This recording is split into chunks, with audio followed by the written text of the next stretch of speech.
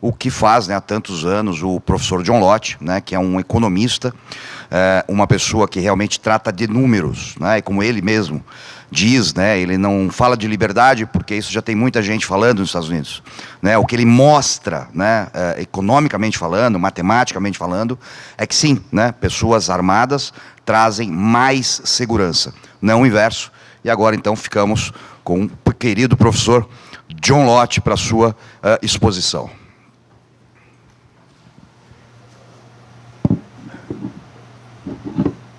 Thanks very much for inviting me. I greatly appreciate it. I'm not really sure what I'm supposed to add because I do numbers, and we just went through a lot of numbers, but we'll try to adjust on the fly a little bit here. I learned something very interesting last night, and that is only 9% of the homicides in Brazil are solved by the police, and not even all those result in arrest. And then only 3% go to trial, and only 2% result in the conviction. And so, if you murder somebody, there's apparently a 1 in 50 chance that you're going to get punished as a result of that. It's not really rocket science. I mean, if you make something less costly, people do more of it. The price of apples go up, people buy fewer apples. If the price of apples go down, people buy more apples. It's the same for criminals. If you make it more risky for criminals to commit crime, they commit less crime. If you make it less risky, they're going to commit more crime. And so, obviously, the policing and the court system is extremely important. The weird thing that you have here in Brazil, and unfortunately it's just not socialist in Brazil, you have a lot of leftists in the United States who kind of say the same thing, is they don't want the police to be able to go and protect you, but at the same time they don't want to let you be able to go and protect yourself. And if anything, if my research convinces me of anything, it's the most vulnerable people in society who benefit the most from having the option to be able to go and protect themselves. There are basically two groups of people: relatively poor people. In the United States, it's heavily minority urban areas. But also people who are relatively weaker physically, women and the elderly. Criminals aren't stupid. If they can go and steal something from somebody who's an easy target, they're going to go after the easy target. I was chief economist at the U.S. Sentencing Commission, as was mentioned earlier.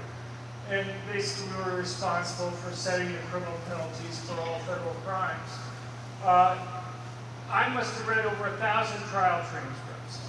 And what you would see time after time is that you get one criminal to turn evidence against another criminal. And the prosecutors would always ask very similar questions. They would say, you know, how did you pick this particular target? And they'll say, well, you know, we're thinking about going after the drug dealer down the street. But they have lots of guns, they have lots of money, but they have lots of guns, it'd be crazy to go after them. Or they'd say, well, we're thinking about going after a taxi cab driver. But a lot of taxi cab drivers carry guns. And then they would say, well, we saw this small woman walking alone across a parking lot late at night by herself, and she looked like a really easy target. And so they go after her because, you know, they can get it easily there. You know, that's where to go.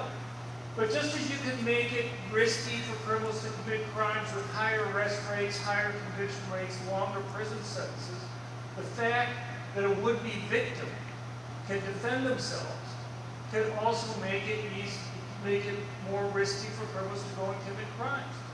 And so the types of people who are the most vulnerable are people most likely victims, poor people who live in high crime areas, and people who are relatively weaker physically, women and the elderly. When you're almost always talking about a male criminal doing the attack, when a man is attacking a woman, there's a lot larger strength difference that exists there than when a man is attacking another man. And the presence of a gun represents a much bigger relative change for the woman to be able to go and protect herself. Now, we just heard a lot of numbers here that go through, and I was pretty much planning on doing the same stuff here. You know, it's just interesting just to look at the predictions that were being made. You know, he went through one type of predictions, but we had worldwide media was focusing on Bolsonaro and the types of campaign promises he was making and the predictions about what was going to happen if he got his way with regard to that. You know, so here's something from Bloomberg News. Here's a simple fact affirmed by worldwide research. For Bolsonaro to consider more guns means more deaths by guns, whether by homicide, accident, or suicide. A study of Brazil's state of Sao Paulo, for instance, found that 1% increase in the number of guns in circulation resulted in a 2% increase in homicides. Or you have this from National Public Radio in the United States. And so just one thing just to think about, what happens in Brazil isn't just affecting Brazil. People around the world are paying attention to what happens in Brazil. And kind of with the big drop in homicides that were just being talked about that occurred after these changes, you know, the worldwide media has been trying to spin explanations for why people should ignore it because they were building this up as a disaster that was going to occur. Newly elected Brazilian President Bolsonaro is supremely confident he can reduce violent crime, a core pillar of his election campaign, but his proposal to dismantle national gun laws is precisely the wrong way of doing it. These are like news articles. These aren't opinion pieces. These are news articles that you see from around the world. And I could go through more of the other ones from The Economist, which is a worldwide publication. You see other things here. This is from The Guardian, making pretty much similar statements, you know, fueling fears among experts and campaigners that such moves were add to already shocking levels of violence. Here's one from the New York Times. Bolsonaro's promise to ease gun regulation is worrying some experts who argue that more guns will fuel more violence. And here's something from 2019, but critics of the president's approach have warned that guns are not the answer to reducing violent crime in a country where a record high 63,000 homicides took place in 2017, where the most recent year data is available. But you know, it's not just that. Even in 2022, you have something here. This is from the Washington Post, a major newspaper in the United States.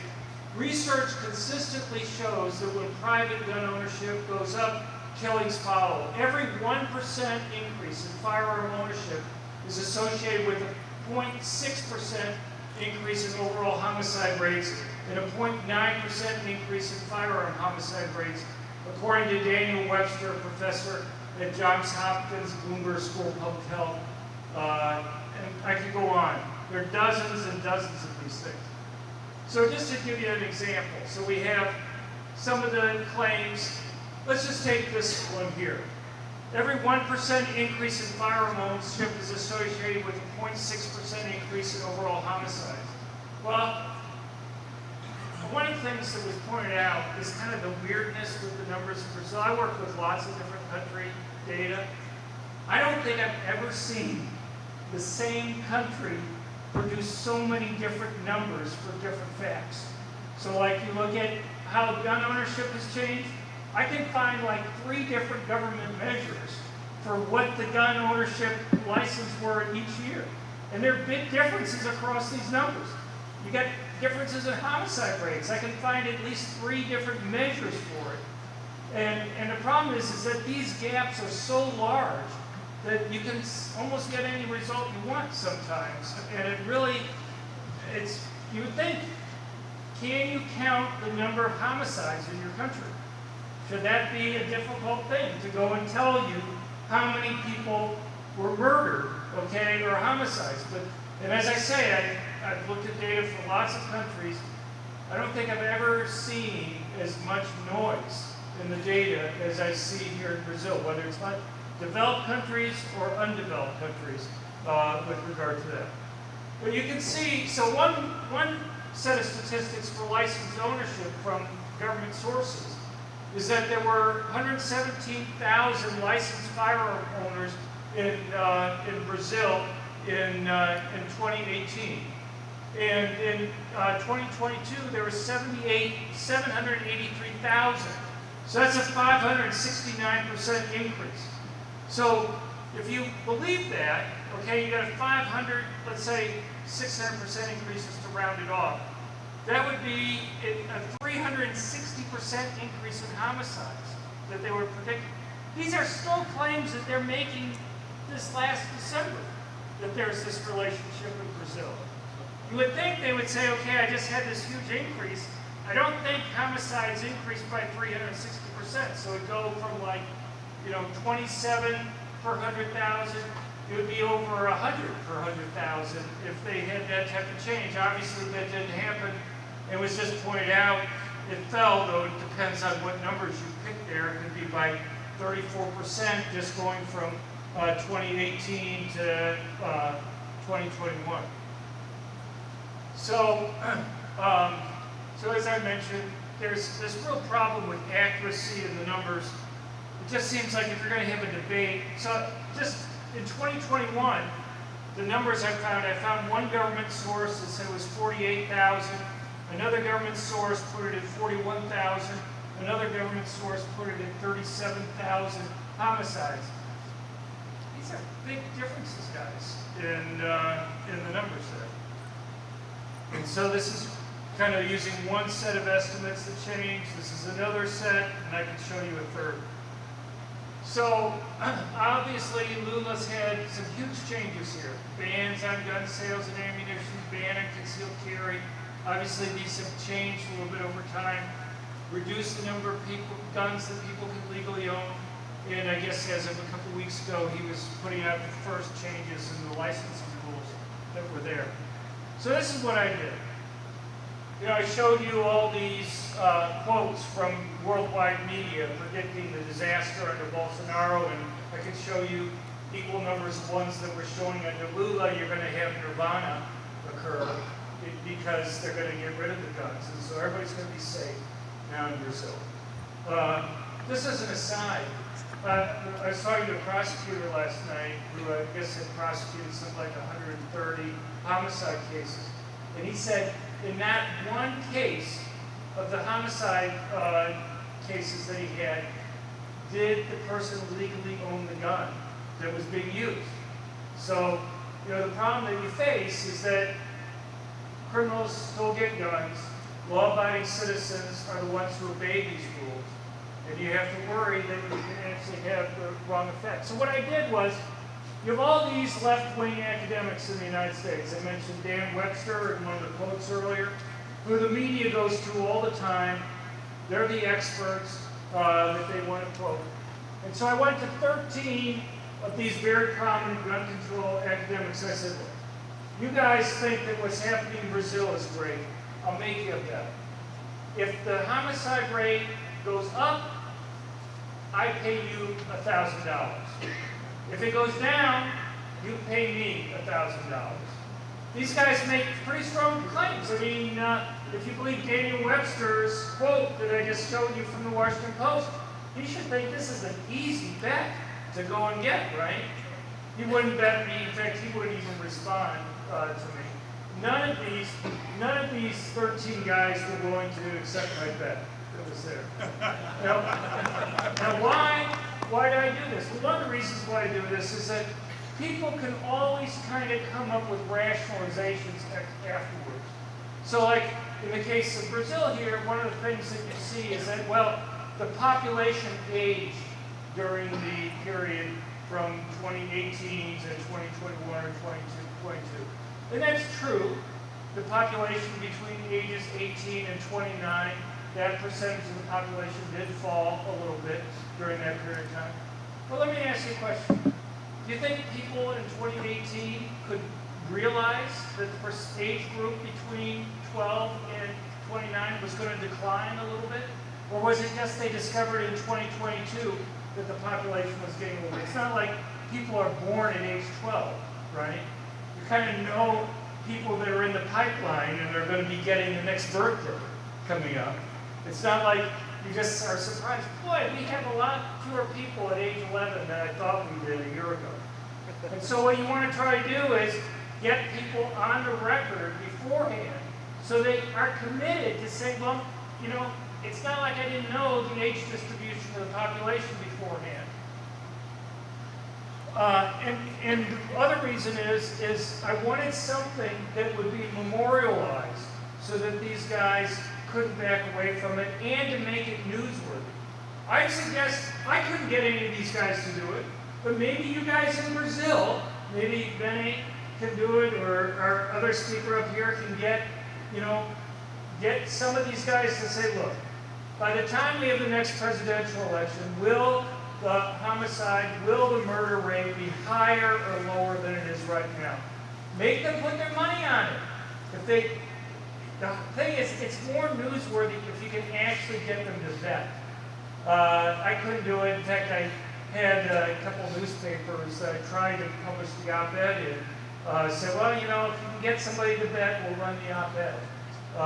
But maybe that's one of the reasons why they refused to do it. But you can see Stanford, Johns Hopkins, Indiana University, University of California, Berkeley, UCLA, Duke, University of Chicago, University of California, Davis, Harvard, all sorts of prestigious places that people were there.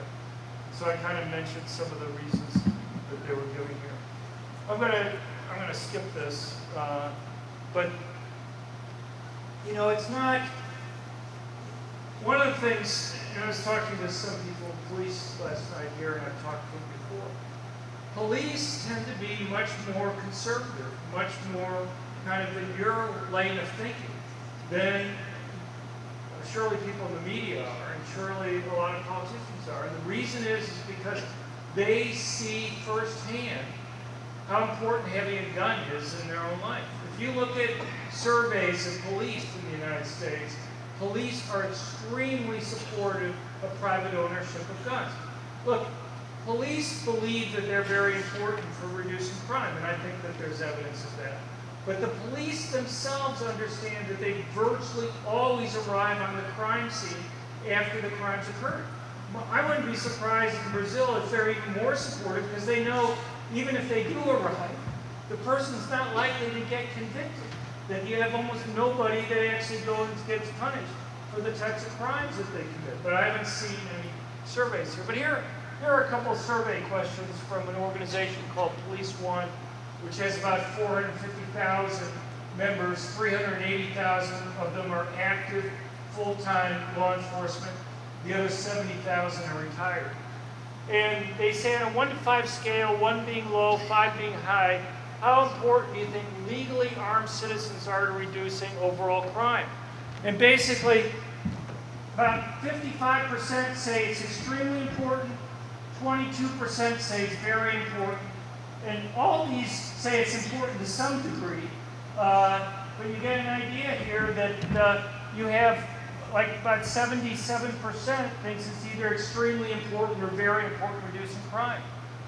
And this is a few years ago, but considering particulars of recent tragedies like Newtown and Aurora, what level of impact do you think a legally armed citizen could have made? Choose a statement that you feel is most accurate. 80% thinks it would have reduced it, okay? And then you have a few more percent that think that it would have at least stayed the same. And so you have about, or 86%, another 6% said it could be avoided altogether. Those are huge numbers. Now I'm just going to go through one thing quickly here, and that is, and I think this is relevant for the types of experiment that you're being faced with right now with Lula. And that is, can you name me one place in the world, any place in the world, that's banned either all guns or all handguns and see murder rates go down? Because I can't. Okay? Every single place that either all guns or all handguns have been banned, murder rates go up, and they go up by a large amount. And, so in the United States, we've tried this in a couple places. We tried this in Chicago, in D.C. and Chicago. Here's D.C.'s murder rates relative to the other 48 largest cities.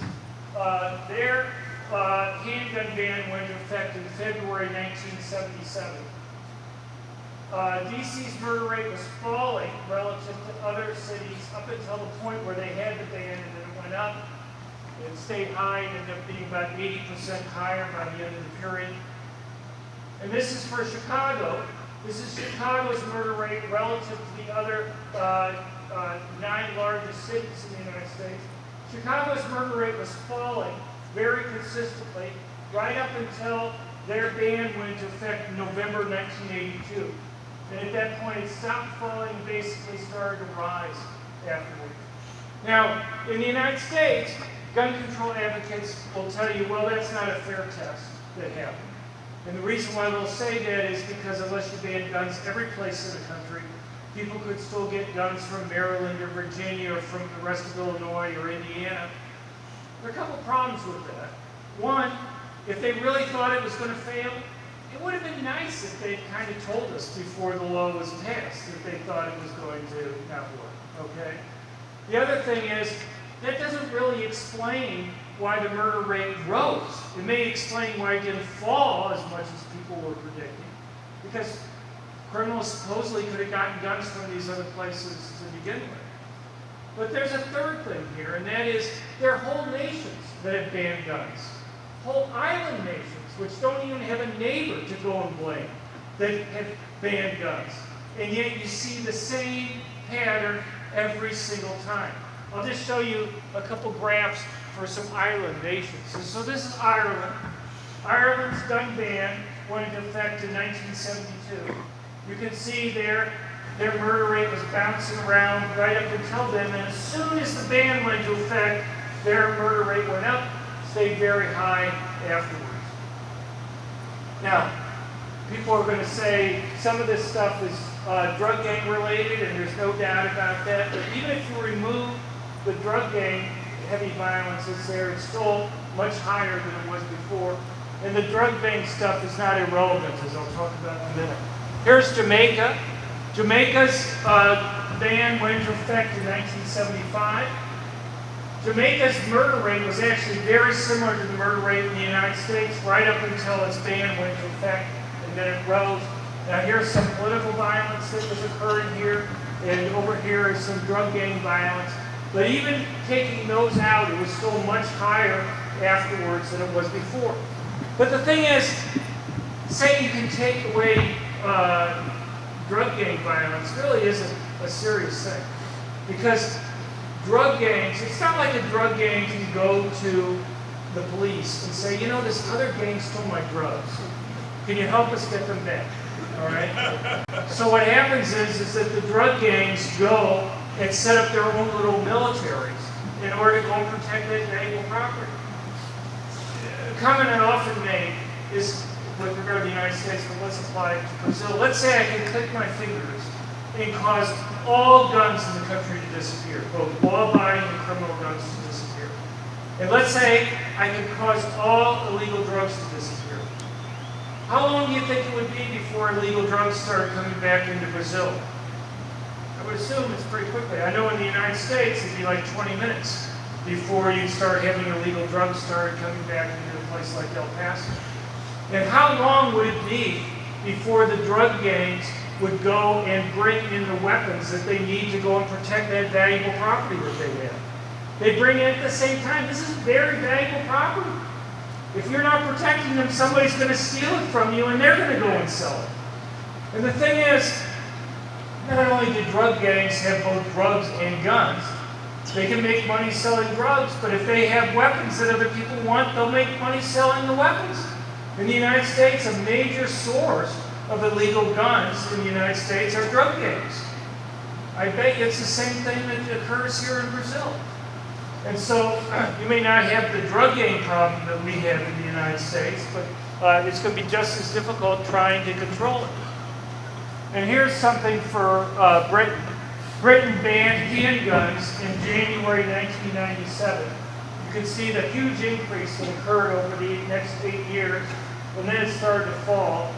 By the time you get to about 17 years out, it's about the same as it was prior to the ban. Now, why did it peak there? Is it just a 9-year delay before you start seeing the benefits of a gun ban? No. What happened was you had a huge increase in the number of police. Basically, within just a 2-year period of time here, you had a 14% increase in the number of police officers right at that time where you see the peak, 21, 22, right there. That's exactly where you see that's exactly where you see the increase in the number of police officers. Over a 4-year period of time, you had an 18% increase in the number of police. So what's the bottom line here? The bottom line here, and this applies to gun control laws generally, not just the type of effective bans that you're talking about here in Brazil. And that is when you pass a law, you have to be careful that it's not the most law-abiding good citizens who obey the law. They're not the ones you have to worry about. They're not the ones who are committing crimes, but yet they're the ones that you're going to be taking the guns primarily away from. If you may take a few guns away from the criminals, but if you're primarily taking guns away from the most law-abiding good citizens, what have you done?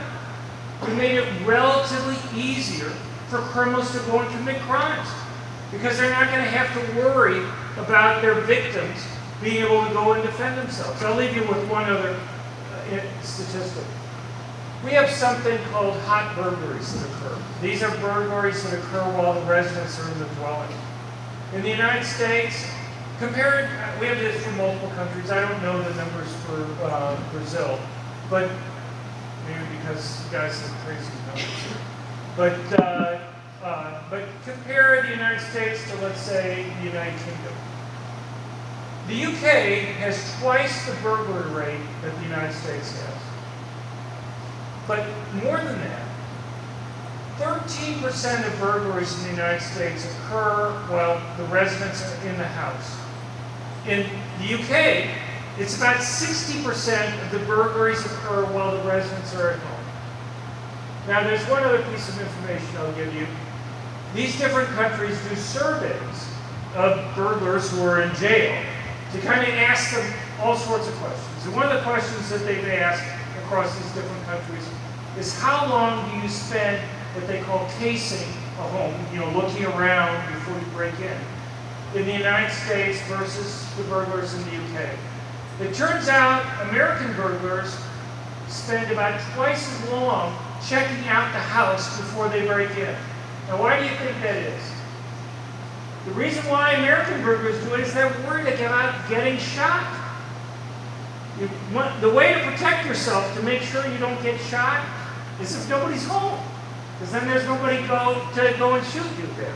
And so, not only do people in the UK have twice the burglary rate that the United States has, but 60% of the time, people are in the house when the burglars break in. American burglars also tend to break in during the middle of the day because they're more likely to believe nobody's home than at night. In the UK, people break in at night. You get maybe at 2 o'clock in the morning or 9 in the evening. People are much more likely to break into the homes. You can imagine how terrifying that is if you have people break into your home there. But it's just a simple notion, and it's not a deep concept. Can you deter criminals? Can you make it riskier for them to go and commit crimes? Arresting and convicting them is one way, but making it so that victims can go and protect themselves, can go and maybe shoot the bad guy when he gets in, also makes it riskier for criminals to commit crime. The thing is, the vast majority of the time, it's not even necessary. I think it's about 95% of the time that people use guns defensively. Simply brandishing a gun is enough to cause a criminal to break off an attack, because a criminal, he can live to fight another day or rob another day. Why take the risk of having to exchange gunshots with the victims there? Americans use guns defensively to stop crime about 5 times more frequently than they use guns to commit crime. But the thing is, most people would never know. You have huge media bias here in Brazil. We have huge media bias in the United States. You can go and do news searches, and we've done this. In 2021, we did a deep dive on defensive gun use and crimes with guns. I'll just give you a couple of quick facts.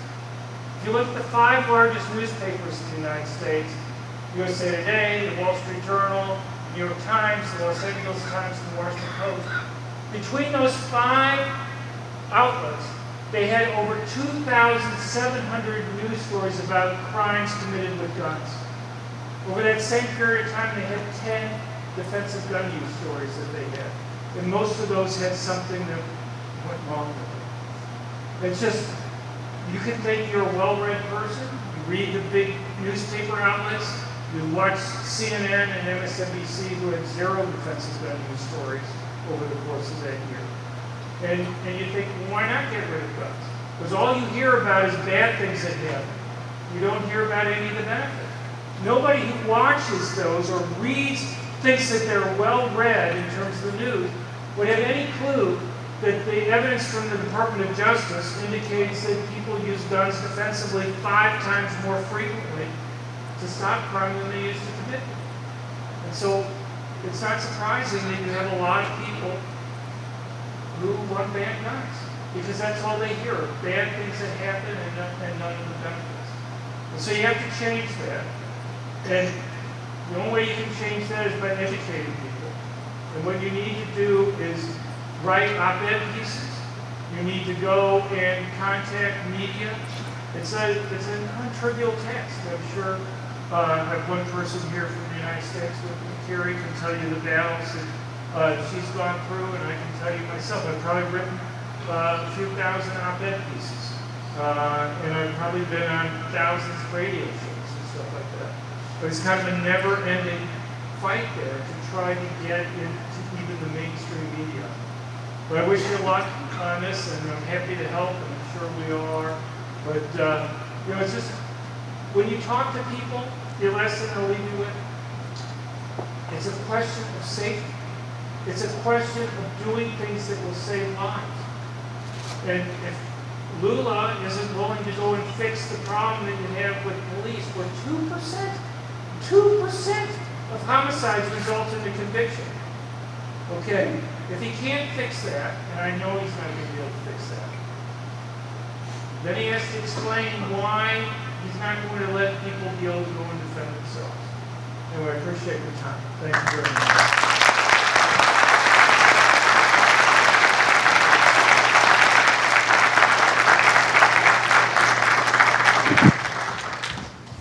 Muito obrigado, professor John Lott, né? Um prazer mais uma vez e uma palestra extremamente importante, né? Até porque é uma visão de fora, né? Uma visão de uma pessoa de fora, um estudioso, um especialista de verdade, né? Não aqueles especialistas que a gente tem, e como vocês viram, eles também têm lá, né?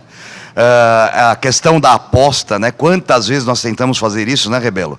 De pagar a aposta, falar assim, não, eu aposto com você, né? A última vez que eu me lembro foi num debate com uma socióloga, debate numa rádio, né? Não me lembro o nome dela. O Bolsonaro tinha acabado de assumir, né? E falando da questão das armas, eu afirmei para ela, falei, olha, eu aposto com você, tá? Que a taxa, vai haver uma redução na taxa dos homicídios e não um aumento. Tá? E ela falou, tá bom, então vamos fazer. Eu falei, então tá bom. Então daqui a um ano, a gente volta aqui na rádio e volta a falar sobre esse tema. Vocês foram? Não, né? Nem ela. Óbvio. Né? Desapareceu. É claro, né? Porque a narrativa não pode combater os fatos. Né? O problema é exatamente quem tem a força da narrativa no Brasil. Né? Como vocês viram, nos Estados Unidos também não é muito diferente, embora ainda haja diferença gigantesca, né? A gente tem aí a imprensa como a grande motora dessas narrativas, né? E números são simplesmente desprezados, né? Tanto os feitos por especialistas como o professor John Lott nos Estados Unidos ou como Fabrício Rebelo aqui no Brasil. Tá? Nós vamos abrir então agora para perguntas, né? Nós vamos ter aí aproximadamente 20 minutos para perguntas, né? Eu acredito que eles vão passar o microfone, é isso? É isso, tá? Eu vou pedir, por favor, tá? Perguntas objetivas, direcionadas a um dos dois nossos convidados, ou a ambos, tá? Para que a gente possa maximizar aí esse tempo que vocês terão para tirar dúvidas, ok? Alguém, o primeiro, pode levantar a mão aqui na frente.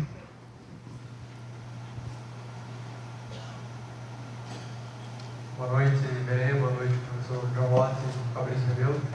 O professor John Lott agora no final mostrou então que nos Estados Unidos as armas são usadas mais vezes para prevenir crimes do que para cometer crimes. No Brasil a gente tem algum dado que mostre algo parecido com isso? Não. Infelizmente não. Essa é uma das questões que é mais discutida discutida aqui no Brasil, né? Uma das questões mais discutidas é essa, justamente porque o uso de uma arma de fogo para evitar o crime, ele não gera uma ocorrência criminal. Ele não gera um boletim de ocorrência. A pessoa não vai à delegacia e dizer, olha, eu saquei a arma e o ladrão fugiu. Ele não vai lá. Ele vai expor que ele estava armado, que ele puxou a arma, vai instaurar um inquérito, o delegado vai querer pegar a arma dele, ele simplesmente não vai. O registro só é gerado quando o indivíduo atira, e aí há o óbito do ladrão ou a necessidade de um atendimento médico, porque o ferimento por arma de fogo é notificado, e aí sim a gente tem a ocorrência. Mas as inúmeras vezes em que a mera presença da arma evita a consumação do delito, evita o crime, o indivíduo desiste, isso não gera registro nenhum. Então aqui no Brasil a gente não tem esse comparativo, infelizmente. Well, you can deal with this. You can deal with this by having surveys. In the United States, there's two different types of crime data that we have. We have crimes reported to police, but we also have something called the National Crime Victimization Survey, which has been surveying about 100,000 people a year for almost 45 years. And what they do is they'll ask a series of questions, whether you've been a victim of violent crime, and then they'll ask how you responded. But they'll have detailed information, you know, what crime was committed against you? Was the criminal armed or unarmed? And so, because we know not all crimes are reported to police. In the United States, about 22% of violent crimes are reported to police. You may be shocked that it's that low. I would bet you in Brazil it's even lower. And one of the things that happens is that people, their decision whether to report crimes to police depends a lot on whether they think anything's going to happen. If you don't think that an arrest is going to be made, if you don't think anybody's going to be convicted, you don't get involved. And there's a couple reasons for that. One is just your time is valuable. The second thing is, if you don't think it's going to result in a conviction, you have to worry. Is this guy going to get mad at you? Is he going to go and do something bad to you as a result? So if you think a gang's involved and you may say, you know, it's just better not to get involved because nothing's going to happen to the guy and he may just get mad at me and punish me. So you guys, if you have the money, but it's a non-trivial thing, okay? I'm not telling you necessarily to do this, but what you can do is, there are surveys done in Brazil all the time. You can go to a pollster, a reputable pollster, you don't want to do this yourself. But what you can ask is, how much would it cost for me to add some questions onto the survey that's there? And then what you do is, maybe we could have like 5 or 6 questions that could be added on there. And you'd have to do this over a series of months in order to get a large enough sample that you can go and do something. But you can get, if you can do it over enough time. So like in the United States,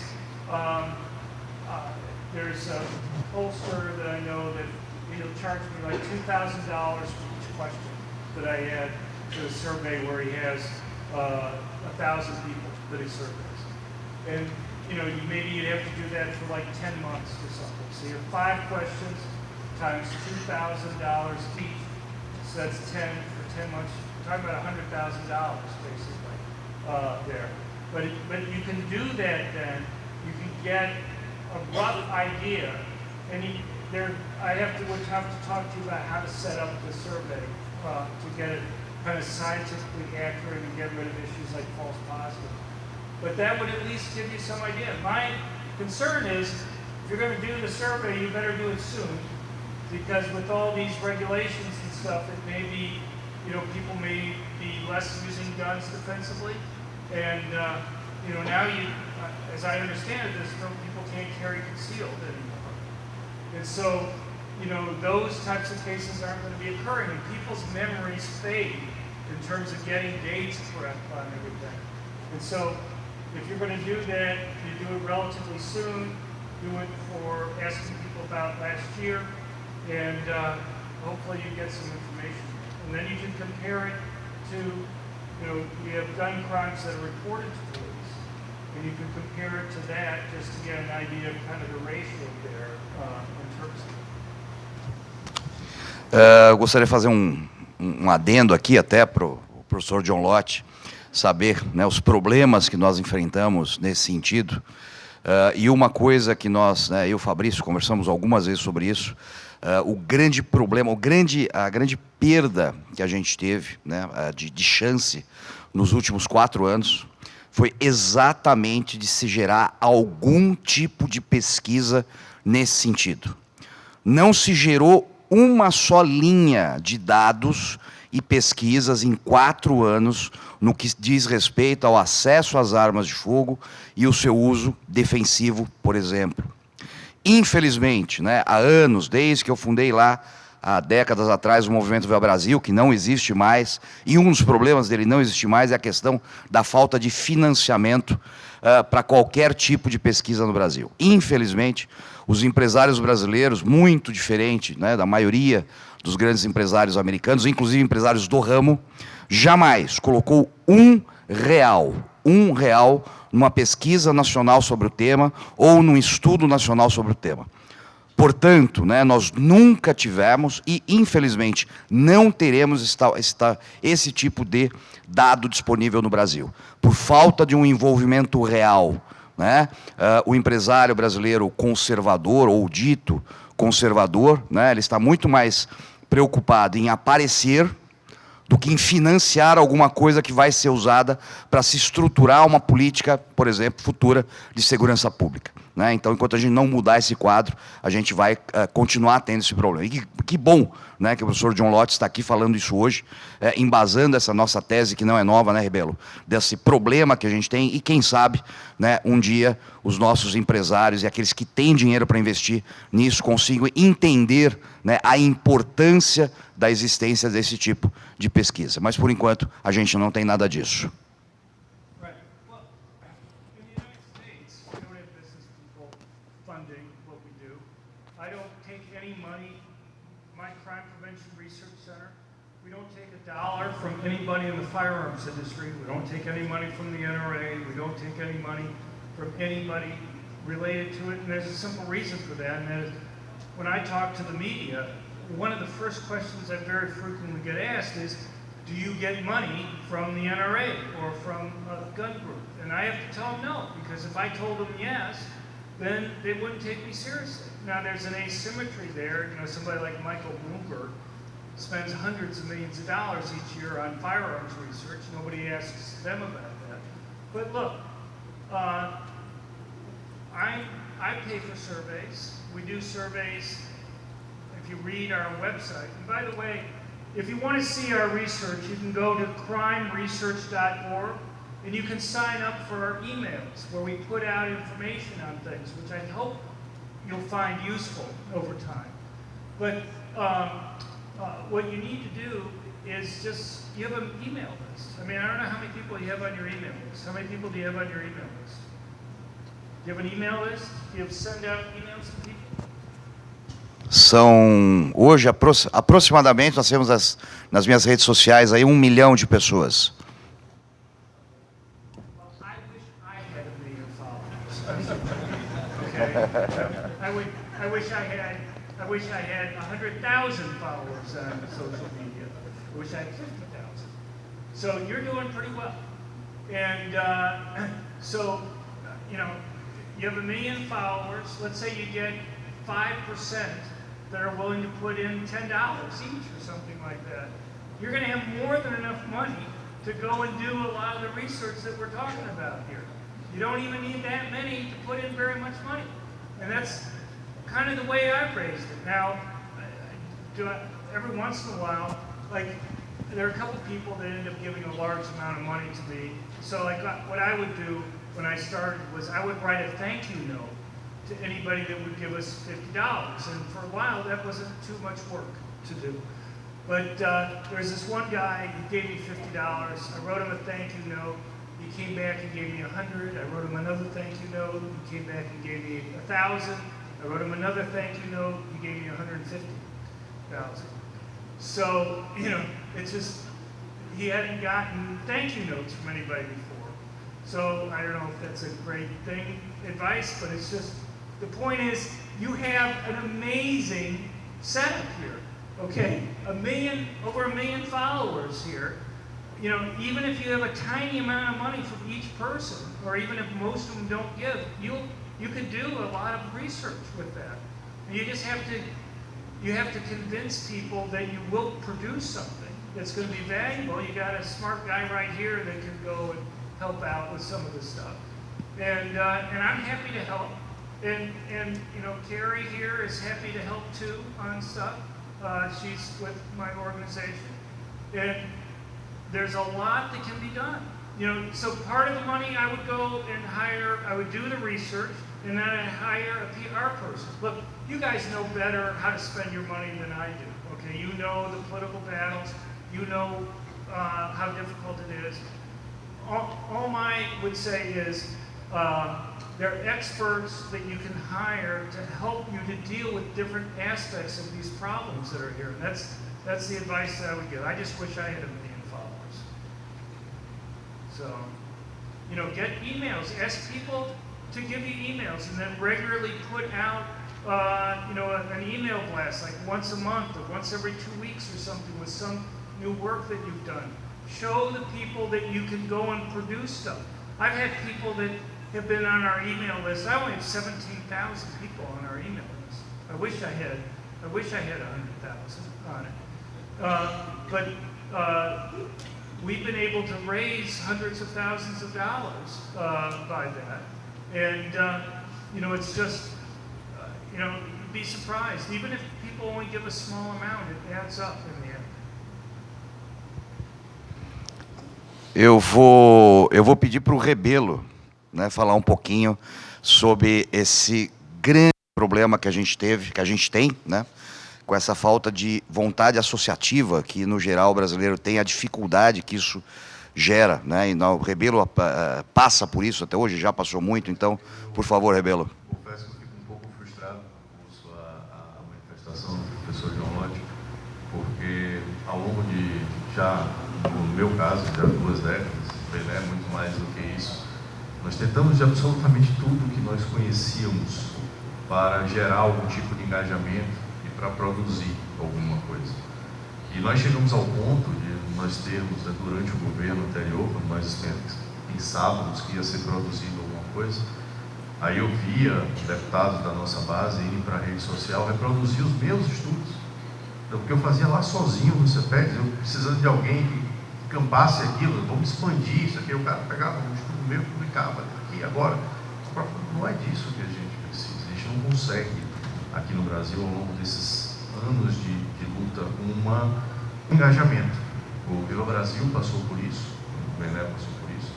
Então, infelizmente, essa ideia de que a gente consegue aglutinar pessoas num propósito associativo para gerar algum tipo de material que possa ser apresentado, aqui até hoje não surtiu efeito. E em grande parte eu até entendo isso. Há um descrédito. Como a gente viu na palestra, a gente tem os números, a gente mostra os números, e eles são simplesmente ignorados.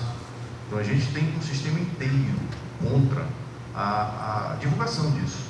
Então, mesmo que a gente consiga fazer uma pesquisa dessa, como o Fórum Brasileiro de Segurança Pública produz o anuário dele, e imediatamente, antes do lançamento, né, o press release dele vai para a mídia, e quando eles estão apresentando, a mídia inteira solta todos os resultados que eles querem. Por isso que são números díspares, né, cada metodologia de um jeito, porque eles escolhem um nicho da variação que é favorável à narrativa para divulgar. E quando eles divulgam isso, a mídia em massa solta isso.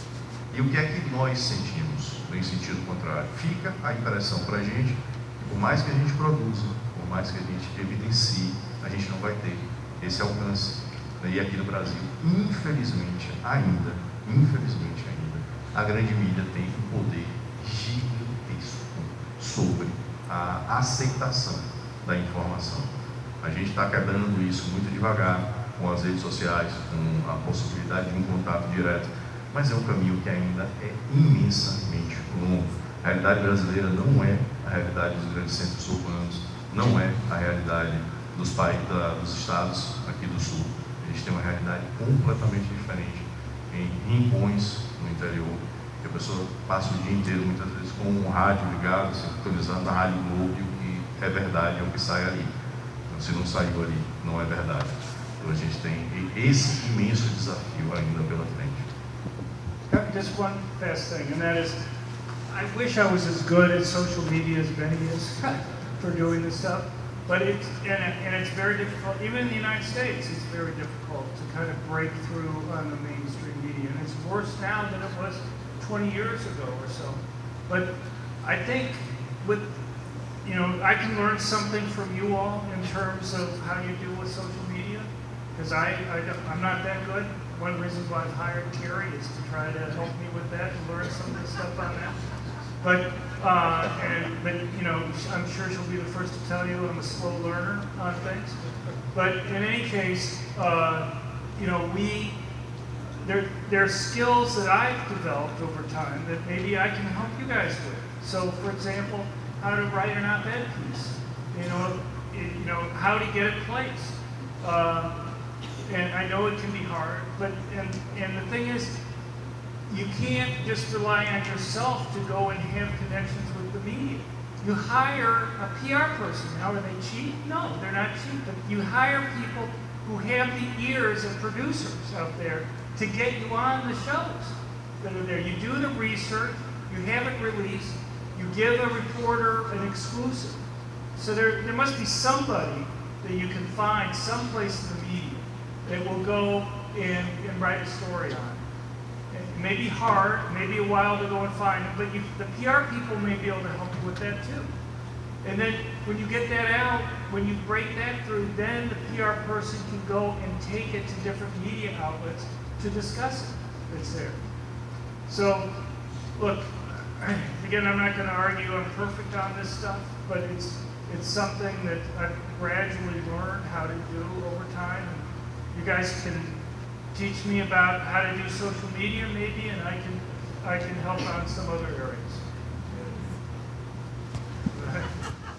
Muito obrigado, professor. Vamos fazer então uma pergunta para a gente não estender muito tempo. Por quê? Porque ao final dessa pergunta a gente vai aqui fora, né? Nós três, quem quiser, tiver um livro para assinar, né? Quiser fazer uma foto, a gente vai fazer uma sessão aqui na sequência, tá bom? Mais alguém tem alguma pergunta aqui?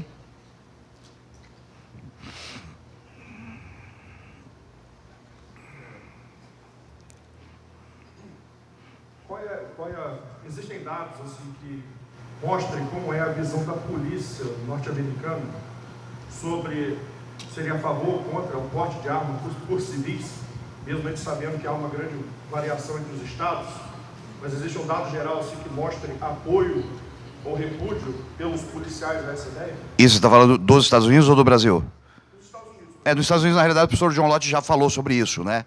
Ele falou que ali mais de 70%, né, via de regra, são favoráveis, né? No Brasil, Rebelo, por favor, acho que você pode complementar. Aqui no Brasil, o discurso oficial acaba sendo politizado. Então, a gente tem estados que são geridos pela esquerda, tem o comandante-geral da Polícia Militar, por exemplo, que vai aderir ao discurso e vai dizer que é contra. Os especialistas vão dizer que é contra, que são contra. Os especialistas.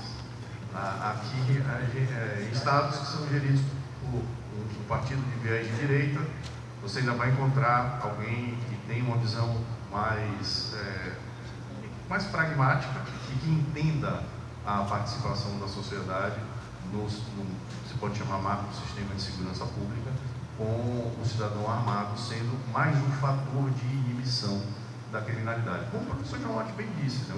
O indivíduo, quando ele vai cometer um crime, ele faz um julgamento. Faz o que é que eu tenho a ganhar, o que é que eu tenho a perder. Se ele acha que ele tem mais a perder do que ganhar, ele se sente inibido. E aí, Eu vou só, rapidamente, antes de encerrar, um dado bastante relevante, uma pesquisa que foi feita por um cadete da Polícia Militar aqui do estado de Santa Catarina, tá? Que ele pesquisou dentro, entre os oficiais da Polícia Militar, tá? E o resultado que eles tiveram é que, né, 77,3% desses oficiais e sargentos são favoráveis, né, a menos restrições ao acesso de armas de fogo no Brasil, né? Ou seja, majoritariamente a Polícia Militar de Santa Catarina é favorável à possibilidade que pessoas tenham armas, não só tenham, como portem armas, tá? Isso me parece fica bastante evidente né, quando eu encontro policiais aqui de Santa Catarina, é a quantidade de policiais de Santa Catarina que acompanham nosso trabalho, né, que participam, muitas vezes diferente aí de outros estados. Infelizmente, essas pesquisas não são replicadas dentro das outras instituições, e quando são, né, os resultados, que eu já soube de duas que foram feitas em outros estados, aí eu não posso dizer em quais, que o comando geral mandou desaparecer a pesquisa, porque ela não podia ser divulgada, porque a maioria dos policiais era que pessoas pudessem ter e portar armas de fogo. Infelizmente, essa é a nossa situação no Brasil. Is there a union for police officers here in Brazil? Do they have unions at either the local level or the national? Não. Okay. Well, my guess is police, rank and file police are much more conservative in terms of these issues than you're going to have somebody who's, captain or chief, who maybe political decisions are there about who gets those types of positions, because they're going to want to have people who kind of reflect the political views of the bosses, the politicians that are running things. But even in those places, I strongly suspect that the rank and file police are more conservative. There's no kind of organization at all in either a state level or national level for police, even if it's not a union and kind of an informal fraternity of police or something. I guess I'd have a hard time believing that there's not. And if there is, you can go and approach them. How many people are police officers here? Okay. Is there any type of organization that the police have, that, a fraternity or a club or something that's there? Okay. Well, if I'm getting a nod yes, right? You're nodding yes. Okay. Well, what I would do then is go and approach some of those groups and see if they would be willing to survey their members. My guess is they probably have an email list for their members. Muito interessante. And get them to go, not you, okay, but work with them on the types of questions, and I'm happy to help you work on the questions that are there, and survey the members that are there. And if this could be one research project that you could do maybe pretty inexpensively. And so, and then you put out a report on it, and you do that, and I think it would be useful, because most people, at least from my discussions with people here, would be surprised if you got the types of survey results that Benny was just pointing to for the one officer that he had, and just show that it's not unique to that one place. Talvez o grande problema nesse sentido seja a dificuldade das associações se manifestarem em qualquer posicionamento, né? Aqui nós temos a polícia, as polícias militares, elas são estruturadas sobre uma hierarquia que não lhes permite externar determinadas opiniões que tenham qualquer conteúdo político ideológico. But it'd be an anonymous survey. You're not asking people to put down their names on the surveys that are there. If they have the survey, just say, look, we have the emails. We promise you nobody's names are going to be on this. And then you go and you collect the answers there and you add them up. That's what I would do. You just make a promise that it's anonymous, that nobody's names are going to be revealed. And you destroy the lists after you do it, so nobody can check who answered what. Poderia ser uma saída, né? Mas na hora que isso se tornasse uma divulgação que foi dentro daquela associação que foi feita, a possibilidade de punição seria todo mundo. Gigantesca, é verdade. A entidade poderia sofrer as sanções por conta dessa estrutura. Então aqui é bastante complicado a gente tentar essa aproximação. É muito complexa, né, nossa situação toda. Vamos encerrando então. Eu gostaria de agradecer imensamente ao professor John Lott. É um prazer encontrá-lo novamente. E o que eu gostaria de deixar claro, tá, é a chance que nós perdemos há 4 anos atrás.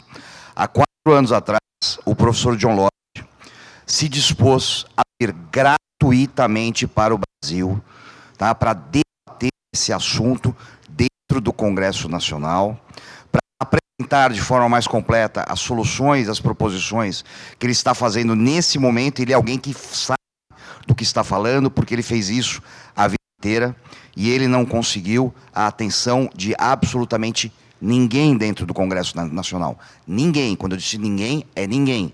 Né? Isso foi simplesmente ignorado por todos os nossos políticos.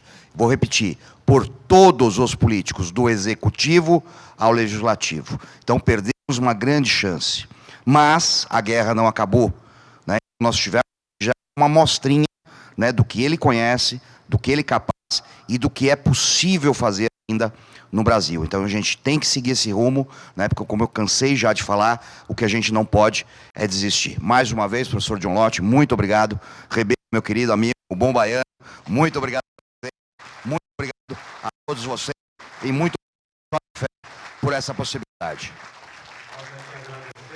Amanhã é o último dia, amanhã é o último dia, sábado, da Short Fair Brasil. Os trabalhos nos auditórios com clínicas e palestras começam ao meio-dia. E o pavilhão com a feira à disposição vai até às 18 horas. Mais uma vez, nosso agradecimento ao Benê Barbosa, Fabrício Rebelo e o John Lott Jr., que estarão à frente agora aqui no auditório, se quiser registrar uma foto ou um autógrafo. Muito obrigado, gente. Boa noite e até amanhã.